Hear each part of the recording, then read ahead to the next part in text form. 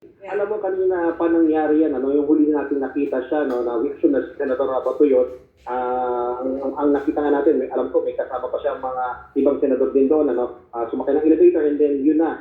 Kaya kami napapunta dito sa baba pero hindi na namin din nalaman kung saan ba siya naroroon sa mga sandaling ito. At yun nga, nagulat na lang kami na pagbaba namin dito sa ground floor ay naririnig na nga namin itong tila ba nag-grinder dito sa pintuan ay Emil, at ito nga ngayon yung binabantayan natin ngayon, sapagkat itong pagitan na ito ng dalawang gusali, ng GSIS at ng Senate, kapag talagang nabuksan ito, talagang may makakapasok dito kahit naka-lockdown, ang mga lagusan dito sa Senado, yung sinasabi ko main lobby ko, Emil. So Ian, yung pinapakita mong video sa amin na may nagdi-drill dyan, may nagbabarena, ito ay hakbang ng Senado para i-secure ang kanilang premises at walang makapasok kung sakali na i-serve ang warrant of arrest. Tama ba? Well, Emil, nasa kabilang end yun, Ito ay nasa end ng GSIS, pag sabi sa atin ng pag-usaha. So, nakasarado lang ito, yun yung boundary nila. So, wala silang control doon sa kabilang. So, hindi natin alam, Emil, kung sino yung lalabas dito, kung meron niyang lalabas, kung sino itong mga nandito, pero syempre inaantabayan natin kung sino nga ba itong mga gumagawa niyang pag narinig natin parang nagbabarena dito nga sa mga pintuan ito dito sa ground floor ng Senado. So, natin pa ba?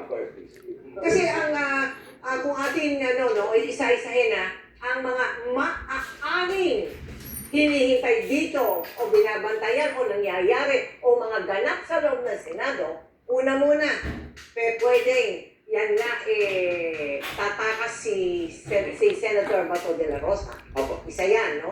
Pangalawa, yung paghahatid ng articles of impeachment. Yes, ma'am. No? Dalawa lang ba? May isa pa ako naisip kanina. Nakalimutan ko kanina. Baka yung magsisilbi ng arrest warrant. Ayun, magsisilbi ng arrest warrant. Pangatlo, yung magsisilbi ng arrest warrant.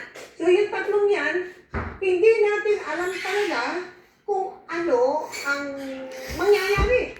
Pero it looks to us, from our videos, that something is merchant ko. talagang mangyayari ngayong gabi. Dahil dyan sa mga, ito na nga, itong mga nakikita natin sa video at natatanggap natin mula sa ating mga kasamahan, Malamang wala na dyan si Bato. Ang tropa ng GMA, May tunnel eh. May tunnel yan. Sumali, Sisina naman nila yan. Ang labas niyan sa sa Sisina naman sila yan. ang labas ng tunnel sa yan eh. Sa may anong tawag dito? Sa may Quirino.